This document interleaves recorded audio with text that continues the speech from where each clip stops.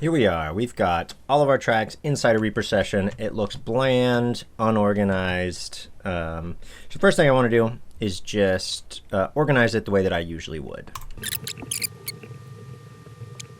Okay, so now I have them in the same order, the order that I want them in. So I've got the drums, and I have them set up in just the way that makes sense in my brain. It's the way I've always done it. And then below that, I've got my two bass tracks, the DI, and then the kind of amp sim one, and then all my guitars. I'm going to go through and recolor these tracks. In Reaper, you can right-click and go to track color, set tracks custom color. I like to use my key command. So I'll go drums are going to be this dark green. Anyway, this is what we got. So with Reaper, I have the option of putting some of these tracks into folders. So I'm going to make a new track with Control T, drag that up here. And if I highlight all my drums, pop them in here, I now have a drum folder, which I will label as such. The benefit of this is I can apply effects to this folder, and they'll happen to all of the drums. It's very similar to busing. It's a little bit different, mostly in organizational capacities, but we've got that. Also, just from an organization standpoint, I can hide those tracks. So if I feel like my drums are good and I want to hide them, that's great. I've also got a single volume knob here for all my drums. So I'm going to do that right away. And I'll probably do the same thing here with the guitar. So now I feel like I've got my stuff pretty well organized. I'm going to start with just doing some like really basic drum mixing kind of stuff. So I will expand my drum folder, and I'm going to go ahead and solo this folder. So I'm hearing only my drums, and I'm just going to get my faders and my panning, my left-right panning, kind of in some logical spots.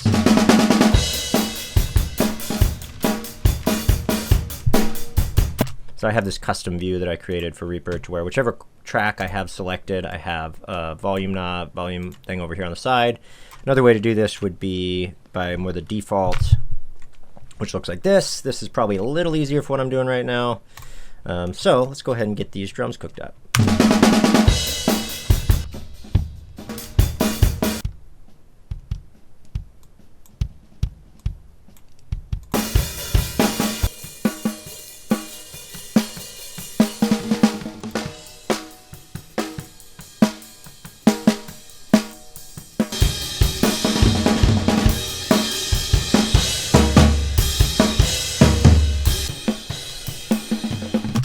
So if you'll remember, we recorded the drums with a spaced pair overhead. So one of them's kind of on the left side of the kit, one of them's on the right side of the kit. And this will be the general stereo picture of the kit. So pan those pretty hard left and right. Keep them about 80% each. So this is just those overheads.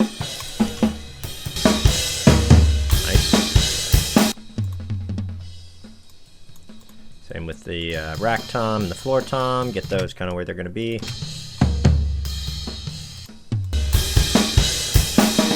You want to try to match that stereo image that the overhead mics are making. So I have the overhead left, kind of over the hi-hat. This is drummer's perspective. So similarly, the rack tom will be kind of close to the middle, but a little bit on the left, and then the floor tom over to the right. Then we have a couple of like more roomy perspectives on the kit. Let's hear this front of the kit mic. So that's kind of a cool, just general kit picture, not too affected. And then we have the elevator mic, which we put the mic in the elevator shaft. It's going to be a little more extreme. So that elevator mic is going to be like my big room sound. That's going to make the kit feel bigger. So let's just kind of generate a good starting point for drums.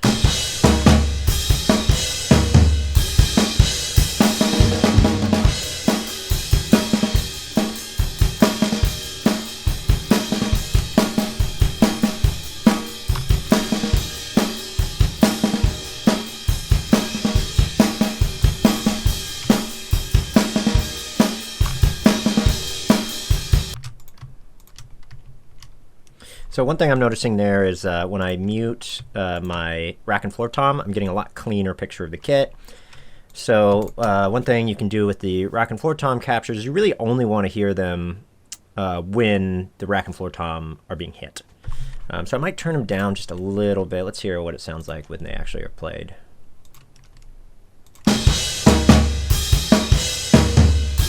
So yeah, they're not in a bad spot when they're actually being played. But again, if I just play some random stuff and then I mute them, I feel like that's a lot cleaner picture of the kit. So what I'm going to do here is I'm going to put a gate on them. Another way you can do this is just going through and clipping out any time that those drums are not being played. But a huge time-saving maneuver will be to add a gate effect. So I'm going to go here to my effects, type in gate, re-gate. This is the standard one in Reaper. It works pretty good. So tom gate as a preset comes with it. I think it works good. Then we just have to set the threshold of the gate. So you can see here, you've got a little signal down here. Anytime the signal exceeds the threshold, we're going to hear this track. When the signal is below the threshold, it'll be completely muted. So let's just mute this rack tom, and I'll loop this section here so we can really get this gate working.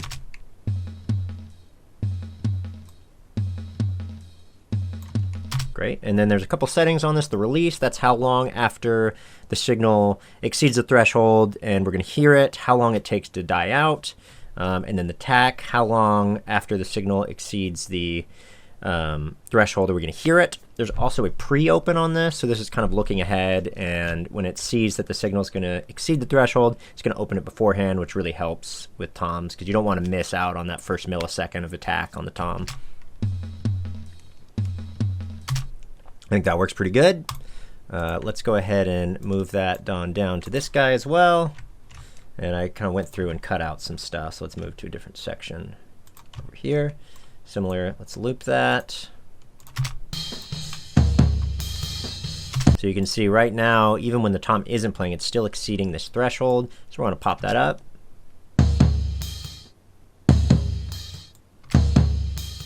Go a little higher here. Let's bring that release down a bit. Maybe a little more. So, and then if I have the release wide open, we'll hear that track for it'll be a really long tail on after it when it's muting. See, that's a little too long. So I liked it down here right around, let's try this. Maybe a little longer than that. I think that's great. So now, that just saved us the work of trimming out all this extra space on the tracks. Sometimes you'll notice later there's weird artifacts, or like one hit on the tom won't actually get past the threshold or something, and then we can go in and adjust as needed. But for now, I think our drums are in a pretty good starting point before adding any compression or equalization.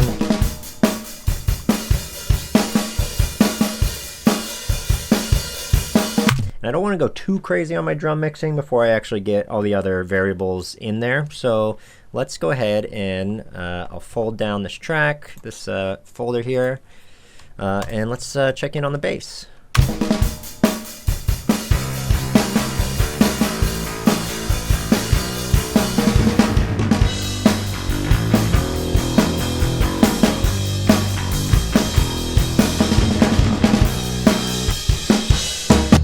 Cool. So we had this bass sim, so we had this pedal that went ahead and generated a pretty decent bass tone for us. Let's hear what the DI sounds like.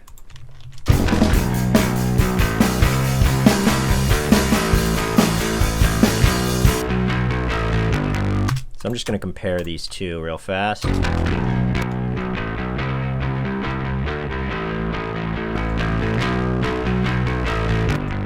So this is the bass sim. Cleaner capture. Might need a little bit of EQing once we get our guitars in there. But let's start with that for now.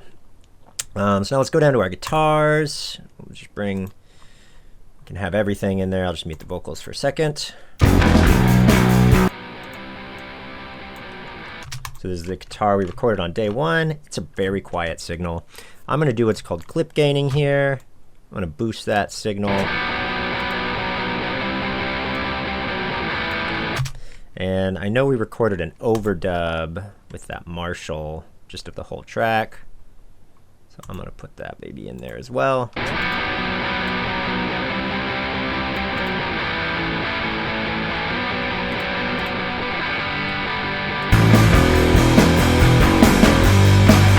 And then I'm just gonna, now that I have all my variables in there except the vocals, I'm just gonna try to massage out some general levels.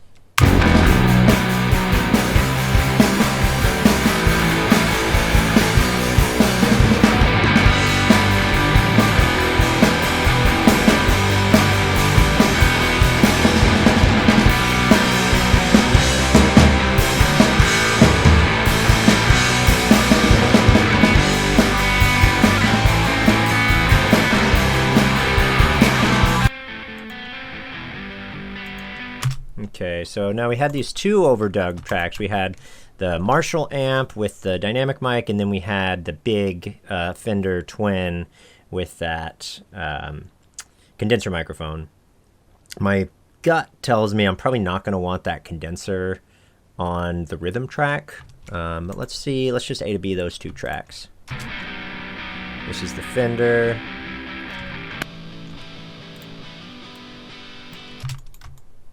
Get them close to the same volume there.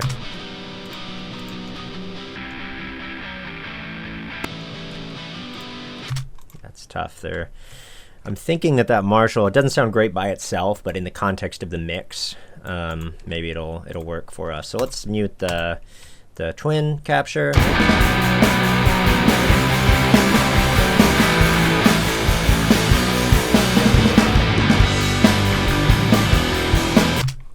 And I'm noticing that the main guitar, the guitar we recorded live with the drums, I'm sorry, not that one, that is this one, has a little more low end than I think I want. So I'm going to add one of my favorite free plugins. It's called TDR Nova. It is a dynamic equalizer. I have a key command set up for it.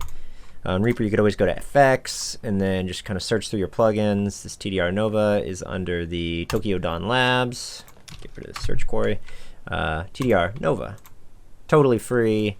It's got a good spectrograph on it, so I can see what's going on in the low end there. I'm just gonna do what's called a high pass filter, meaning all the high frequencies pass this filter, all the low frequencies are gonna go away. So as we're playing everything, I will inch up that high pass filter.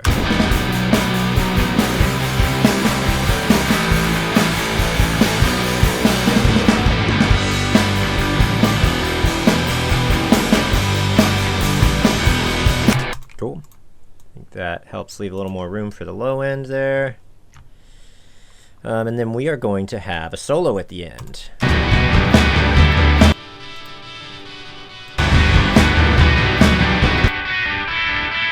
And I do think I like the condenser mic for the solo part.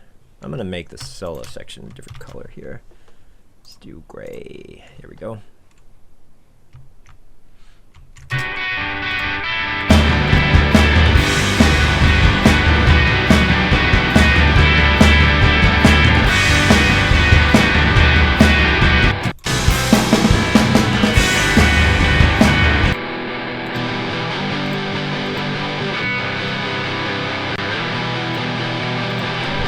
Do the same treatment of this other track here.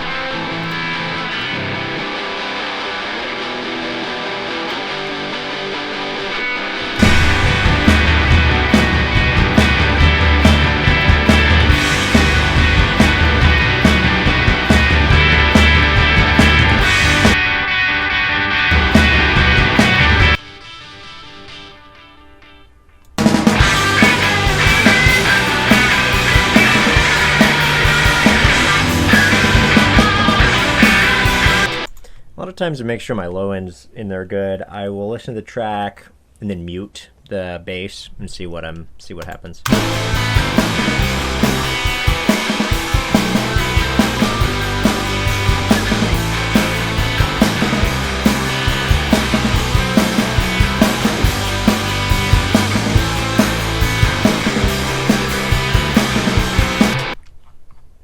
Cool. So now that I've got all the stuff in there, I think I'm going to try to now come back to the drums and add some compression and such.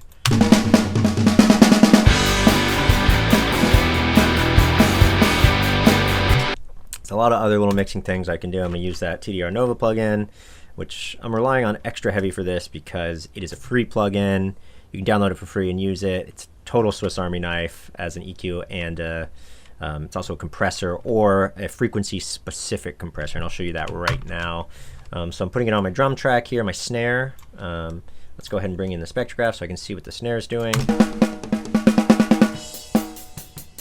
All right, so I don't need anything below about 100 hertz here. This should clean it up. I can see the resonant frequency of the snare here, about 200.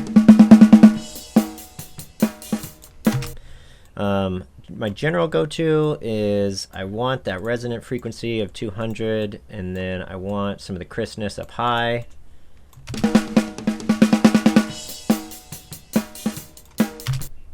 One thing I'm going to do here, I was talking about the frequency-specific compression. So I've got this band selected. I can select threshold, and then this little blue line tells me how much it's going to compress or reduce the volume of this once it exceeds the threshold. So I'm going to make that threshold a little higher so it compresses less. And I've got the attack on that. I'll set it kind of slow so that I still get the low end of the initial hit, but then it won't ring out or have that overtone on it so much.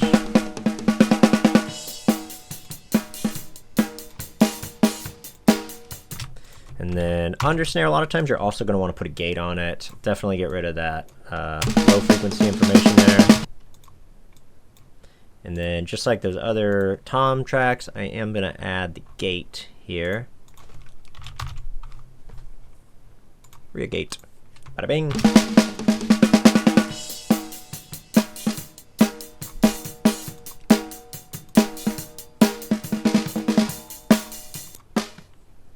This is just that snare bottom.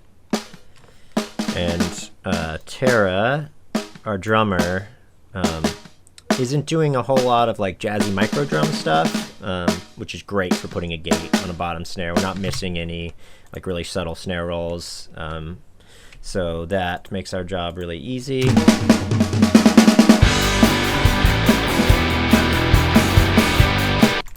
Let's look at our kick track here. Put that TDR Nova on there.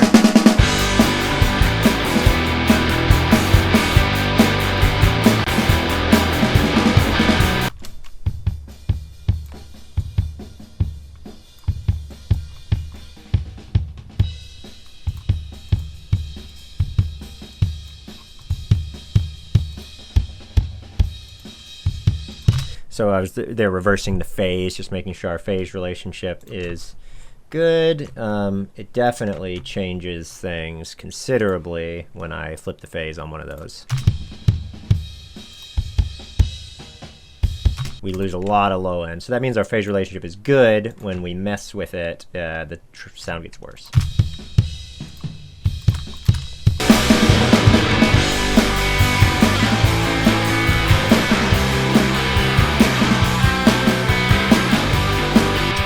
And then I'm going to add a compressor to the folder, so this will be compressing all the drums. And I'm moving pretty fast here. This is a bit of a sort of a sledgehammer mixing approach. Just kind of going over some of the stuff that I would start with. I'm going to use, let's use something free. I'm not sure if it's still free, but this FET compressor from Softube was free for a moment. Oh, apologies, not that one. This VCA compressor, and this is so this is what drum compression does for us. Let's start with it a little less. Then I'm going to ease in the compression.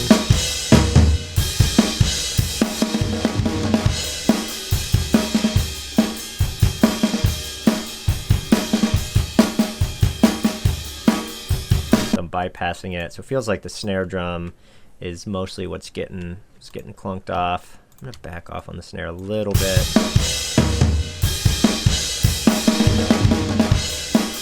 I'm also gonna add EQ. It's the same TDR Nova to my whole track. I'm gonna bring down about 500.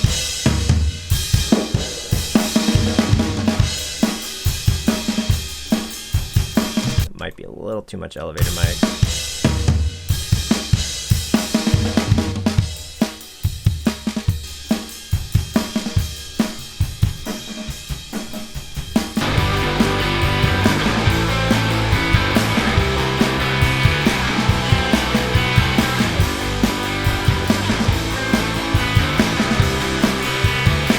Cool. Okay, so we've been freaking blasting through this just to get something listenable. Let's check in with the vocals now. I believe so. Once I reduce these to stems, I do not have all the takes. So this is going to be just kind of our go take of the vocals here. Got a bad feeling about you. I've got a bad. Is it something you say? Is it something you do? Got a bad feeling. I got a bad feeling. Compression is going to be critical here. Let's do, I really like, it's not free, but it is very affordable. There's a company called Klanghelm. They usually have free versions of their plugins, and then some that are pretty cheap that you can pay for. This is a very versatile compressor here. Got a bad feeling about you. I've got a bad. Is it something you say? Is it something you do? I've got a bad feeling. I've got a bad feeling about you. I've got a bad. So I'm noticing there's like some low end stuff that happens. I'm noticing it here. Got a bad feeling about you. So that feel in, I don't necessarily like what happens there. So I'm going to use my TDR Nova compressor that I've been talking about to dynamically equalize out some of that stuff. So let's see if we can identify it. I have that section about you. Got a bad feeling about you. Got a bad feeling about you. Got a bad feeling about you. Got a bad feeling about you. Got a bad feeling. All right, so what I'm trying to do is exacerbate that frequency. I'm using my bandpass EQ to like really make like exaggerate it so that I can find it. About you. Got a bad feeling about you. Got a bad feeling about you. Got a bad feeling. I think that's it right there. So I'm going to bring that down. I don't necessarily want that frequency to just be generally gone. So what I'm going to do is I'm going to compress just that frequency. About you. Got a bad feeling about you. So now you can see it's just once that frequency becomes overrepresented in the voice, then it turns the volume down, not just ubiquitously across the board. About you. Got a bad feeling about you. Got a bad feeling about you. I got a bad. Is it something you say? Is it something you do? I got a bad feeling. Ask a question. Check me off your list. Okay, so now I'm going to make a reverb bus here that I'm going to send a bunch of stuff to. The reverb I like the most is also from Softtube. A lot of folks will just kind of find themselves in a plugin ecosystem. Some folks like Waves or Isotope.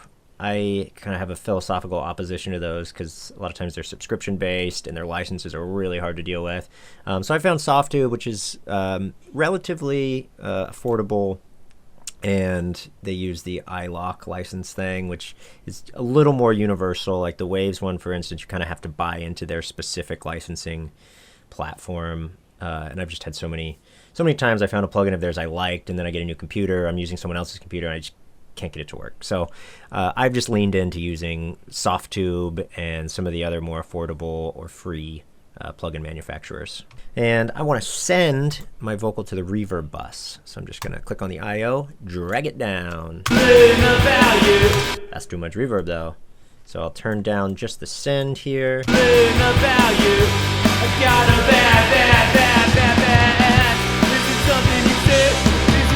And then I close that out. If you want to see that menu again, you click on the I/O thing. So here you've got your reverb set.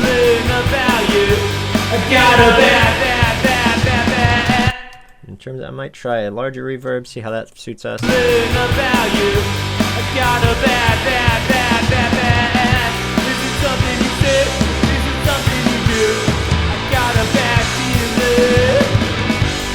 Ask a question, check me off your list. Got a bad feeling about you. I'm thinking that our artist here might want a little bit of overdrive on the vocals. So let's see what saturators or distortion we can come up with. See how this guy works for us. This is another one of the Softube plugins. About you. I got a bad, bad, bad, bad, bad. Is it something you say? Is it something you do? I got a bad feeling. I got a bad feeling about you. I got a bad, bad, bad, bad, bad. Is it something you say? Is it something you do? I got a bad feeling. Ask a question, check me off your list. So that's not a very extreme one, but I think it works. I'm also going to go back to that low frequency I was trying to notch out. I think I'm going to make that a little wider. I was still hearing that frequency and it wasn't like about you. I've got a bad, bad, bad, bad, bad. Is it something you say? Is it something you do? I've got a bad feeling. I've got a bad feeling about you. I've got a bad, bad, bad, bad, bad. Is it something you say? Is it something you do? I've got a bad feeling. I've got a bad.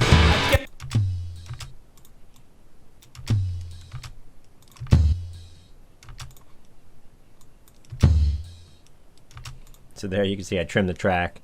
I actually trimmed it so short that it was cutting off that the gate on that floor tom. Is it something you do? I got a bad feeling. Ask a question, check me off your list.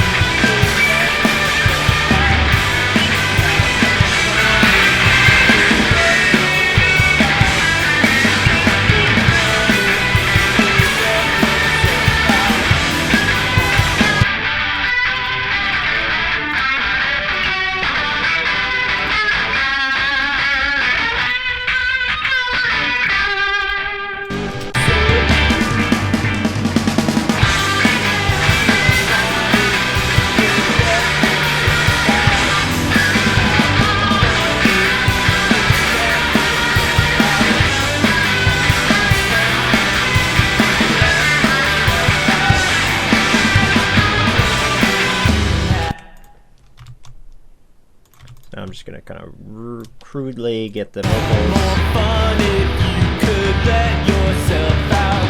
You'd have more fun if you could let yourself out. You'd have more fun if you could let yourself out. Cool. So that is a super speedy rough mix. So now I'm going to render that down. Render.